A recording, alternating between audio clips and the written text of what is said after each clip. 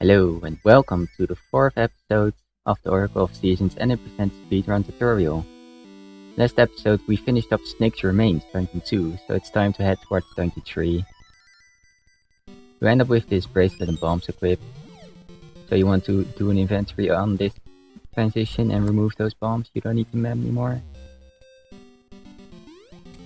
So there's gonna be a long way until Dungeon 3. There are a lot of enemies that can be in your way. You want to be a bit careful with them because you don't get a lot of health refills. You can still use the rod to knock them out of your way. And also on these screens you want to make sure you know where the trees are, so you can move past them easily. So once you come down here, go a little bit to the left. Hope you don't get hit, of course. And just move down all the way. So you get back to the town. Avoid the grass here, so make sure you go down after this grass tile. Then move on. So this is also gonna be the last visit to the town. So if you haven't visited Ember Tree yet, which you might have done after Dungeon 1 if you got winter in the town, you go down here and visit your Ember Tree, so you can warp to it later. Then move all the way back in the direction of Dungeon 1.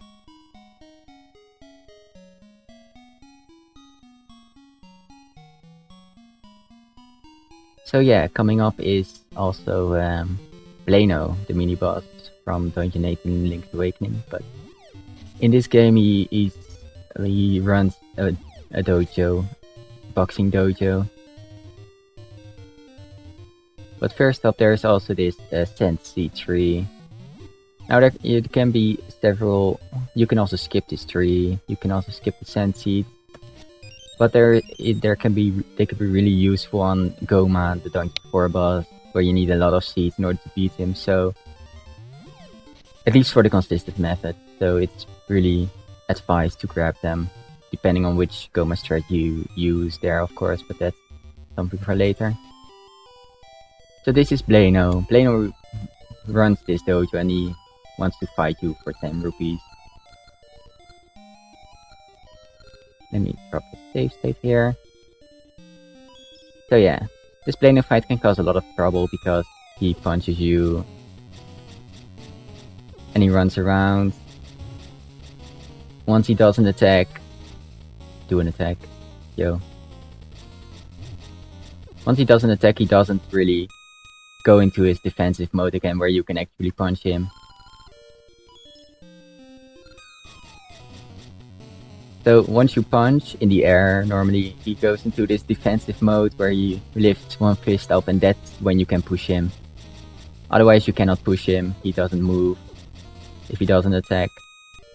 So once you start, you want to make sure you grab that first punch as soon as possible in order to avoid him going into an attack. Like that.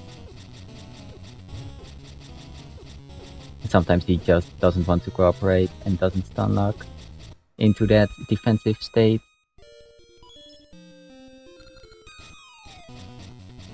The best possible way is to get to... Wow, he didn't even get out. If you get out, then it's over and you have to get 10 more rupees to fight him, so you want to avoid that at all costs. Like that. That's what you want in the perfect sense. So get that first punch in. That's the most important part. Make sure he doesn't go into another attack. Because when he charges up for another attack, you cannot get him into that defensive state and punching is useless and stuff. So you want to avoid that. Then you get Rikki's boxing glove. A small difference from Japanese and English is that English actually clears your inventory, your B&A buttons, and in Japanese doesn't. Which is really convenient in Japanese also, station inventory. And you go back, watch out for any of these bus blobs and Octorok. These are generally in your way. You just have to wait for them to fly off, you cannot knock them away with your rod. So up here we find the first companion, the animal companion Rikki the Kangaroo. And since he's looking for his boxing glove, you have them. You become his friend, and he also gives you a flute And this flute you can use to call up Rikki in almost every location. There are a few locations where you cannot use the flute, which are indoors, and some overworld locations like the Goron Mountains and Mount Cuckoo.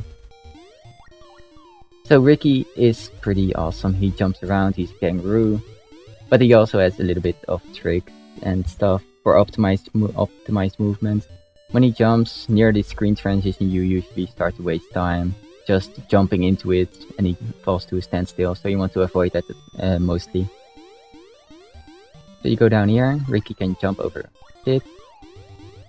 I like to go to this side because then you can perform one full jump and then jump over it instead of having to wait at the pit and then then continuing. Also at this last jump you come a little bit short of the screen transition, so you can punch that. You can scoot a little bit. That's also a scoot, but I missed it. Oh well. Just keep that in mind if you want to move optimally. If you don't bother with it. It's not that much of a big deal. You can leave Rikki here and then move on foot in order to have simple movement again. And this is where the game actually picks up. You have these Pegasus Seeds, and Pegasus Seeds can be used to travel faster. And that's gonna be used throughout the entire game, because going fast is part of the speedrun. You get over here, you can do an inventory on your slash and equip your Pegasus Seeds if you want. Pretty fancy. And grab the key. This is where you want to use your first seed. You have this button, spawns the bridge, and you have to cross it in time. Standing on the button doesn't keep the bridge open, so you have to hit it and go. Little bit of a puzzle. Sure, you have to brace it out. So you also want to be a bit careful with your Pegasus Seeds. You only have 18 of them and you get a refill after Dungeon 3, so you have to be careful on which places you want to choose to use your seed on. Especially those long stretches of a lot of walking, you want to use them. This seed is also pretty interesting since it lasts throughout the cutscene. It pauses during this cutscene.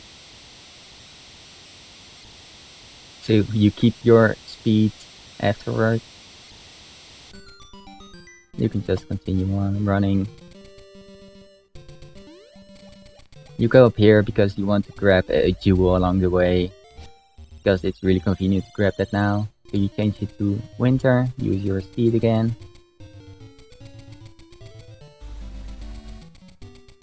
And you go left here. Make sure you walk.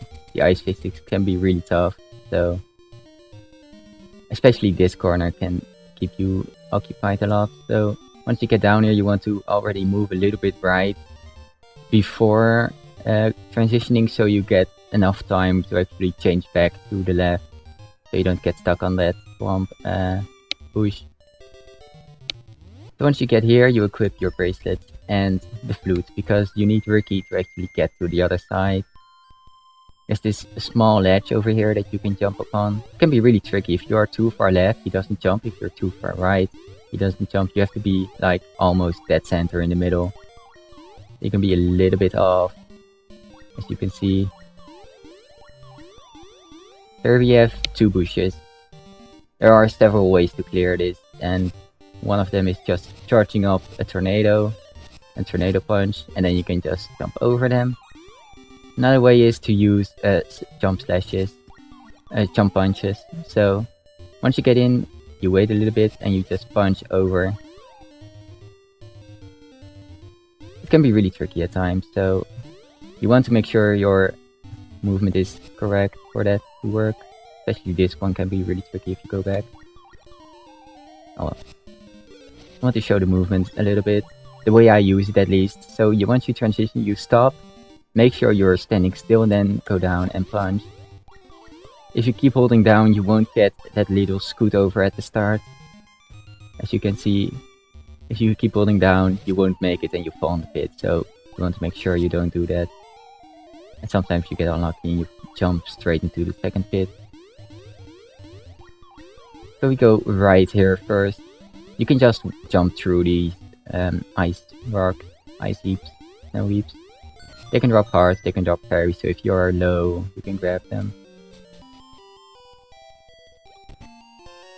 And that's the square jewel. It's a thing we need for entering Dungeon 6 later on, so instead of having to backtrack to get it, we get it now.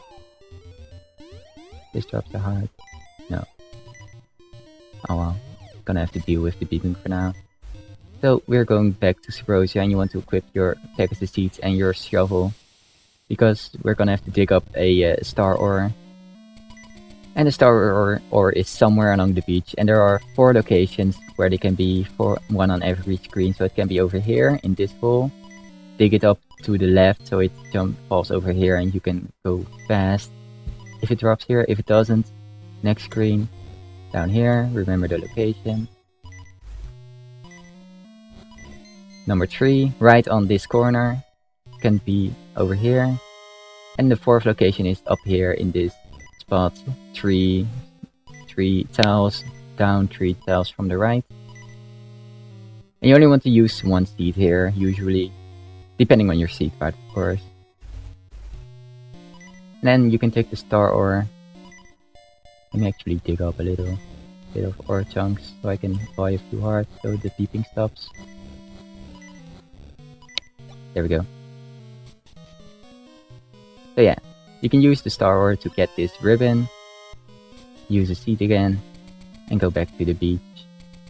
Because on the other side of the beach there's Rosa, which you may remember from the hide and seek minigame at the between Dungeon 1 and Dungeon 2. And she lost her ribbon. After you talk to her, you save and quit, go back to the market.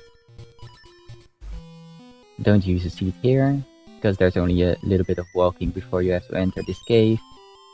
Rosa has this keychain and she can open all these doors. Here. Watch out for that grass. You don't want to go too far down so you walk in the grass, but also don't go too far up so you transition.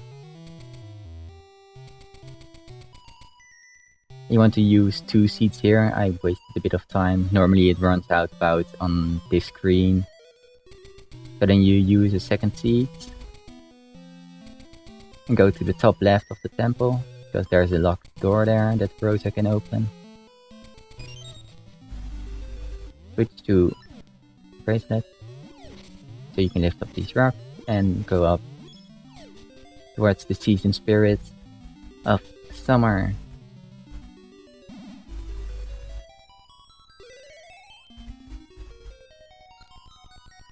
Little bit of talk. Watch out at the end of this text box that you don't accidentally use your Pegasus Seed. That would be unfortunate. You can save and quit, go back to the entrance. Then it's time to go all the way back to the portal we came from. Which is a pretty long journey. Again, on the way back, you're gonna use 2 Pegasus Seeds. It runs out on the stairs normally, like that. You can position yourself a bit already so you can avoid that first grass patch. And just walk through this grass, because you kind of have to.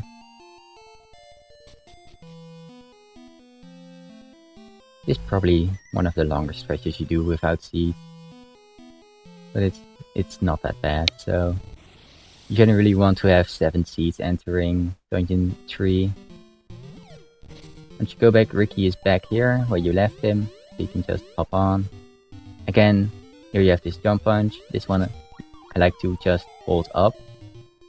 Keep holding it, go to the first pit and then jump over it, but I'm having trouble right now for some reason.